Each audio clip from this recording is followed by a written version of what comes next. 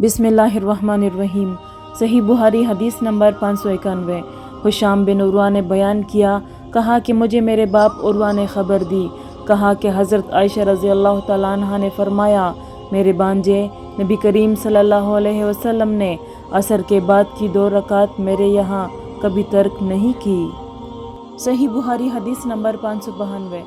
Abdurrahman बिन असवद ने बयान किया, उन्होंने अपने बाप से, उन्होंने हज़रत आयशा रज़ी अल्लाह तआला अन्हा से कि आपने फरमाया कि 2 रकातों को रसूलुल्लाह सल्लल्लाहु अलैहि वसल्लम ने कभी तर्क नहीं फरमाया। पोशीदा हो या आम लोगों के सामने सुबह की नमाज से पहले 2 रकात और असर की नमाज के बाद 2 रकात। सही बुहारी हदीस नंबर 593। मसरूक बिन अजदा ने हज़रत आयशा रज़ी अल्लाह तआला अन्हा के इस कहने पर गवाही दी कि नबी करीम सल्लल्लाहु अलैहि वसल्लम जब भी मेरे घर में असर के बाद तशरीफ़ लाए तो 2 रकात ज़रूर पढ़ते।